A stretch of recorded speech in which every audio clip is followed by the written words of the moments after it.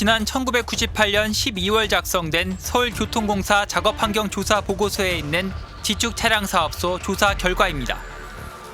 여러 화학물질에 어느 정도 노출되었는지를 보여주는 혼합물질 노출 계수 EM. 한 명은 0.84, 또 다른 한 명은 0.55로 나와 있습니다. 모두 시너 세척 작업을 한 노동자들입니다. EM이 1이 넘으면 기준치보다 많은 화학물질에 노출됐다는 뜻입니다. 시너 세척 작업을 하다 거의 기준치에 육박할 만큼 화학물질에 노출된 노동자도 있었던 겁니다. 이 정도면 또 굉장히 높은 거거든요. 이 데이터를 온전히 믿는다고 하면 이거는 지금 기준으로 보면 1이 넘을 수도 있어요. 왜냐하면 노출 기준은 조금씩 이렇게 좀 엄격해지는 방향으로 가기 때문에 그건 뭐 굉장히 유의한 숫자인 것 같아요. 하지만 방독 마스크 등의 보호 대책이 필요할 것으로 판단된다고만 적혀 있습니다. 노출 기준이 안 되면 예를 들어서 50 ppm이잖아요. 그러면 49.9 ppm이에요. 기준치 미만이기 때문에 그건 문제가 없다라고 판단하는 거죠. 근데 실은 사람한테 노출이 되게 되면 어떤 사람은 49 ppm에도 문제가 생기고 어떤 사람은 30 ppm에도 문제가 생길 수 있다는 거죠. 소주 한 잔이 어떤 사람한테는 치명타가 될 수도 있고 어떤 사람한테는 물처럼 아무렇지도 않을 수도 있는 그런 예를 2004년과 2006년 실시한 작업환경 측정에서는 혈액암 관련 발암성 물질인 트리클로로에틸렌, TCE가 검출됐습니다. 역시 전동차 세척용액에 많이 들어가는데 기준치 이하로 검출돼 별다른 후속 조치는 없었습니다. 교통공사는 벤젠이나 다른 화학물질이 기준치를 넘겨 검출된 적은 한 번도 없었다고 밝혔습니다.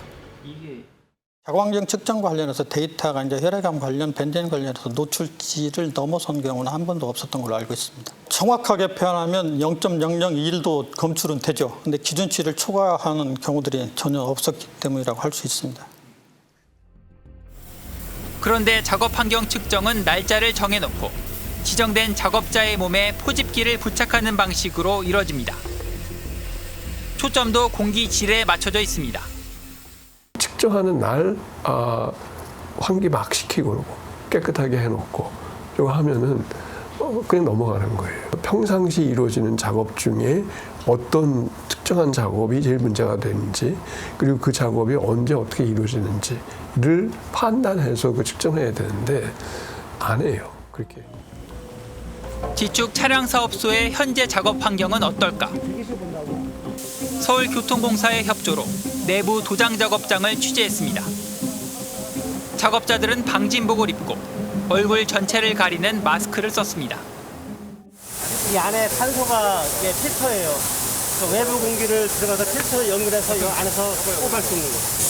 이 안에는 이제 조명 관련 유해물질이 있기 때문에 그 장구를 착용하고 작업해요. 아니 안에는 어떻게 돼요? 작업을 우리가 못하게 이런 거. 별도의 환기 시설이 달린 도장 부스 문이 닫히자 작업이 시작됩니다.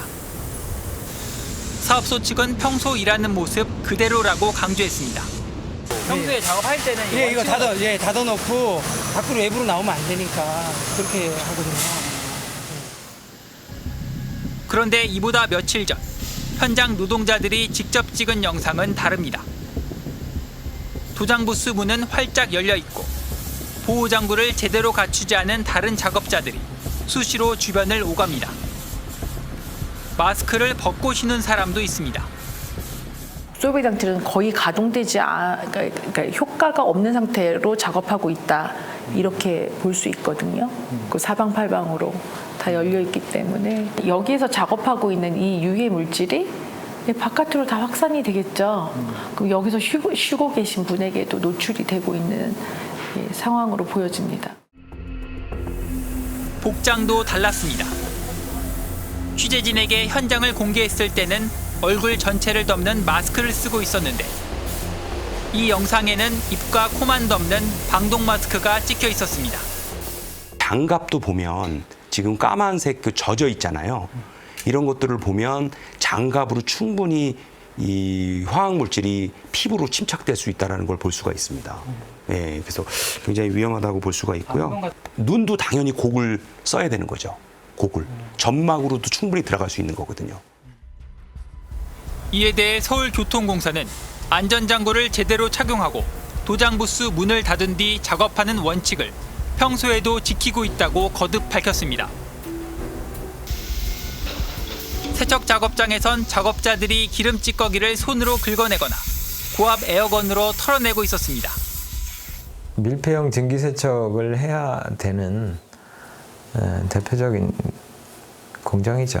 손에도 노출되지. 그다음에 이렇게 에어건으로 쏴주면은 이제 솔벤트 비산되지. 세척제에는 코코넛 디에탄올 아마이드가 포함돼 있었습니다. 2급 발암물질입니다. 서울교통공사가 전동차 정비를 위해 구입한 화학제품 목록입니다. 3,400개가 넘습니다. 발암물질, 생식 기능이나 태아 발육에 유해할 수 있는 생식 독성 물질, 그리고 유전적 돌연 변이를 일으킬 수 있는 변이 원성 물질이 수두룩합니다. 전체적으로 이제 3,000개가 넘는 화학물질 목록이 있는데 인간 대상으로 발암성이 밝혀진 게 한 1,700종 정도 되더라고요. 어떤 화학물질이 유해성이 높더라도 우리가 잘 밀폐를 하고 작업 공정을 철저하게 관리를 하면 전혀 노출이 안 될 수도 있거든요. 근데 이제 유해성이 낮더라도 이제 뭐 무방비 상태로 쓰면 위험성은 높은 거죠. 그래서 작업 환경 조사에 측정 대상 물질이 제한적이라는 지적도 있습니다. 현재 우리나라에 유통되는 화학 물질은 약 4만 5천 종. 측정 대상 물질은 192종에 불과합니다. 유럽을 비롯해서 뭐 미국도 그렇고 일본도 그 관리 대상 유해 물질의 항목을 3,000종 가까이 늘렸어요. 근데 우리가 이제 관리 대상 유해 물질을 이제 200개로 한정하고 있는 것은 한참 뒤떨어진 거죠. 학교 급식실에서 일하는 조리 노동자들이 잇따라 폐암에 걸린 사건. 지금까지 100명이 넘는 노동자들이 산재 판정을 받았고 400명 가까이 폐암 의심 진단을 받았습니다. 원인으로 지목된 건 기름을 사용해 튀김, 볶음, 구이 등을 할 때 발생하는 발암 물질인 조리듐입니다. 술은 있는데 그렇게 시원시원하게 빨아들이고 그런 건 없었어요. 연기는 항상 가득 차 있었어요. 급식실에. 국제암연구소도 조리듐을 폐암 위험 요인으로 분류하고 있지만 이 조리듐 역시 작업 환경 측정 대상 물질에서 아예 빠져 있습니다. 예를 들면 제가 측정을 나가서 뭘 측정을 했어요. 그러면 그 측정 결과를 우리나라 노동부 시스템 K2B 시스템이라는 데 입력을 하게 되어 있는데 이게 측정 대상 물질이 아니면 아예 입력이 없어요. 입력하는 칸이 없어요. 이러다 보니 지난 5년 동안 작업 환경 측정에서 유기화합물 노출 기준을 초과한 사업장 비율은 가장 높은 때도 0.6%에 불과했습니다.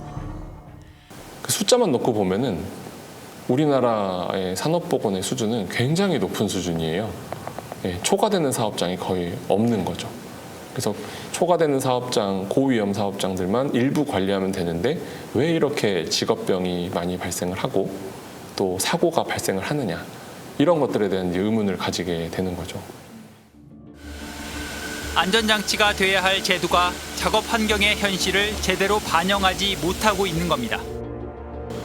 면제부를 주는, 노출 기준 미만이라고 하는 걸로 인해서 면제부를 주는 제도로 바뀌었어요. 바꾸자. 측정이라고 하는 거를 측정이 아니라 평가로 바꾸자. 지금은 딱 그것만 보는 거예요. 변제이 있냐 없냐. 있으면 노출 기준을 초과했냐 안 했냐 이것만 보는 거죠.